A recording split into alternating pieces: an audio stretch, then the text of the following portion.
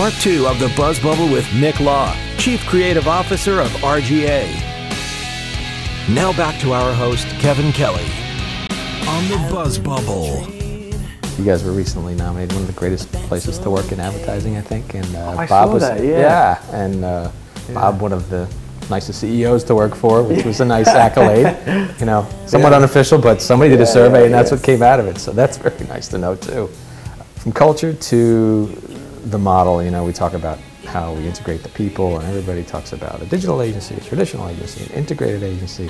What's your take on traditional agencies trying to make their mark in the digital world? And as you said, RGA coming from totally digitally immersed, from movies to websites to full service. I mean, what's your take on the titles and the monikers, and what does it all mean, and what's important? I think that it's been a bit of a struggle on both sides. I think RGA is a little bit different because we were in the narrative world as a production company. So at least we had an understanding of the narrative world, even if it wasn't the same thing as classic 30-second spots, or at least creating those. We were in that world, right? And then we went into the more systematic world of digital, and now we're coming out the other end doing both. If you're coming from a pure narrative space, which is really what traditional agencies are doing, their challenge is to recognize that you can be creative in the systematic side. That when the sort of innovation that has driven Silicon Valley is not innovation of narrative, it's innovation of understanding systems. Right. And that is a creative discipline. Sure.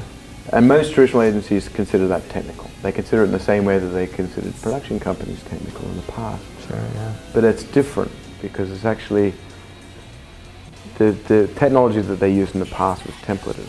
30-second spot, radio, right-hand print ad. These were templates that didn't change. The context of them didn't change. In the new world, the sort of Silicon Valley world, where you create platforms and you create systems and you invent media, the production is creative. Yeah.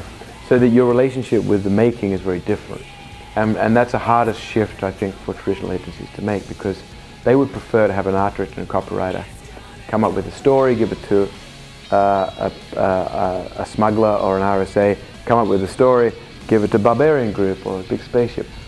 The relationship between those two production entities is very different. Right. Big Spaceship and Barbarian Group, they're not production companies. You know, they're more than that, because you can't be in the digital space without being creative and without understanding media from a creative perspective. So that, to me, has been the hardest transition for traditional agencies. So they've treated digital like this sort of below-the-line thing. Just another template. Yeah, and it's another channel, they think, and it's not. It's a suite of behaviors that are very different in context to the one thing that they do, which is interrupt people.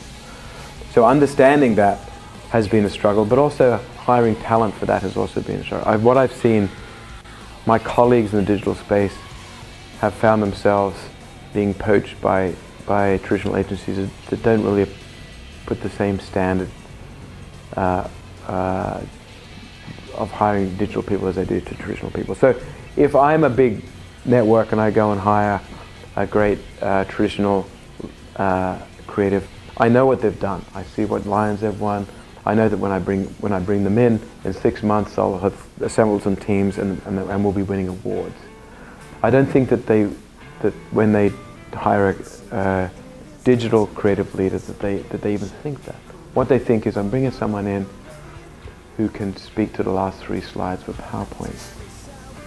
And I don't really understand what they've been making or whether they have a body of work, because I don't really know what they do. Right. But people say good things about them, they seem smart, and we'll look more digital when we bring them in.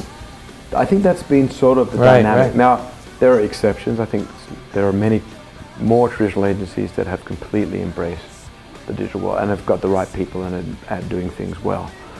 But that was, for the last decade, that's what I've seen. And on the other side, we have digital agencies that haven't appreciated what it takes to tell a story.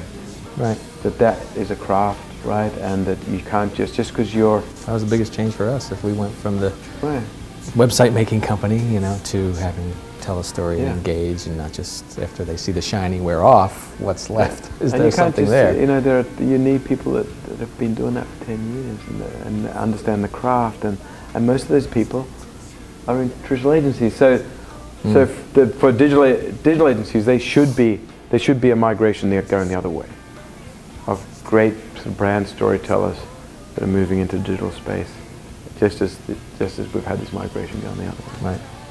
Well, that brings me to the whole idea of, when I was here last year to talk to Barry, really introduced me to platforms and the difference between a campaign and a platform. A lot of people throw that around, but what's your take on what really, you actually had a couple of great quotes I loved.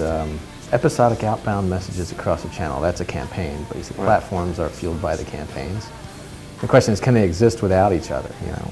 Well, to me that's the big challenge, and it's the sort of unmet need in marketing right now, is that we have these two silos, these two sensibilities. They don't really recognize each other. So on one hand you've got storytelling as a creative discipline, and then you've got systematic design. So storytelling is messages, systematic design is behaviors. So what systematic design does is create platforms that frame behaviors. And that what they're trying to do is create something that insinuates its way into your habits, into your media life. The goal of traditional sort of narrative marketing has been to interrupt you and make you think about a brand that you hadn't thought about before. So these two things are separate, are not working as hard as they could if they're combined. So, right. And because this sort of cultural repulsion that we're talking about has kept these things apart, then how they work together has not really been optimized, with the exception of Apple, and we always have to say that, right? It's boring. Sure. It's sort of embarrassing that they're the only exception. But so to me, that the goal of both becomes very different. The goal of doing a platform is to create something that's interesting enough or useful enough for people to adopt as a behavior, and then the goal of the storytelling then becomes to tell people about that, right? Right.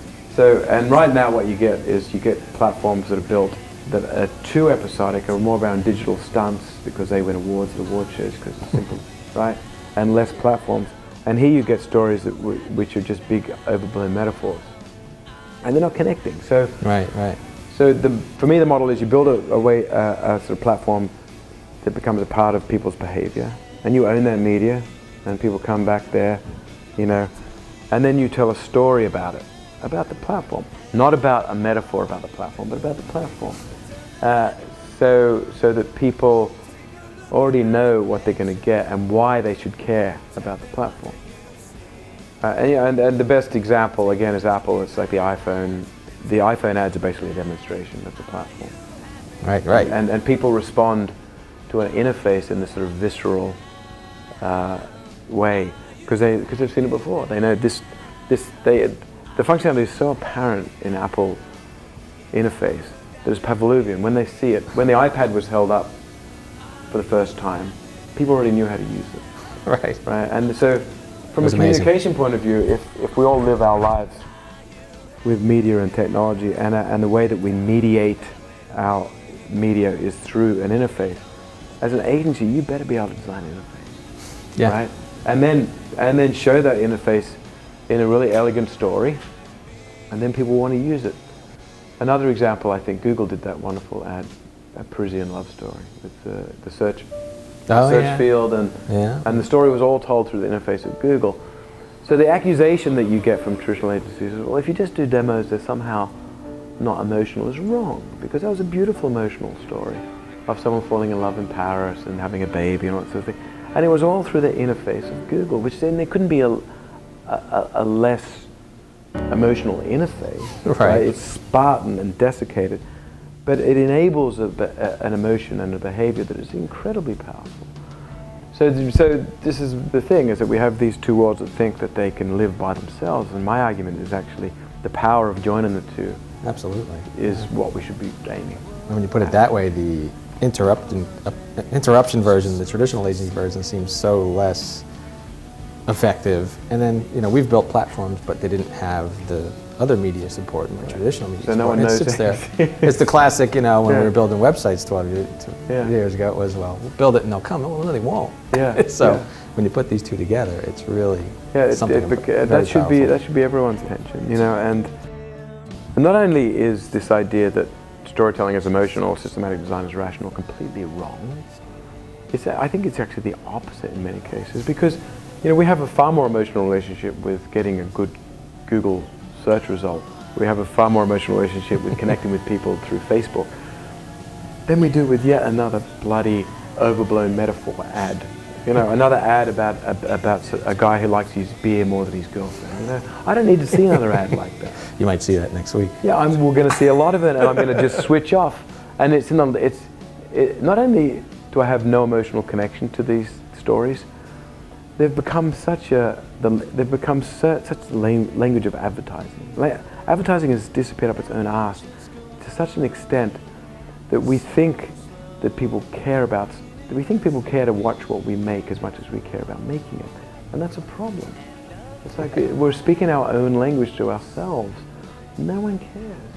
That's not to say that there aren't TV spots that I am interested in that make me laugh or whatever, but the vast majority of them are speaking in the language of advertising, which no one wants to.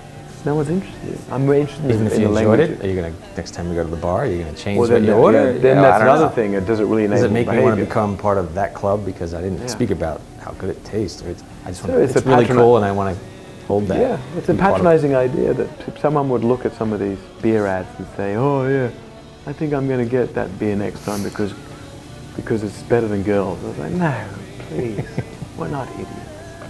Right. Yeah. Good advertising should never talk down to us. Yeah, and majority advertising does. Right. Which is so that's a cultural issue. It's not a technology issue. That's ignoring the fact that less people are even looking at TV spots. They're looking at their laptop on their lap. Ignoring all the fragmentation of media, even the language of advertising has culturally become so dissonant, I think. That's it for part 2 with Nick Law. Take a look at what's coming up on part 3. Because it goes from one context, which is interruption, to multiple contexts. Delivering of information, delivering of e-commerce, social, mobile, interruption. Also short storytelling, long storytelling. Applications, sort of enabling technologies. They help you. It becomes so, and that sort of complexity in these new technologies is what makes the traditional world say, oh, it's all technology because I can't really figure it all out right now.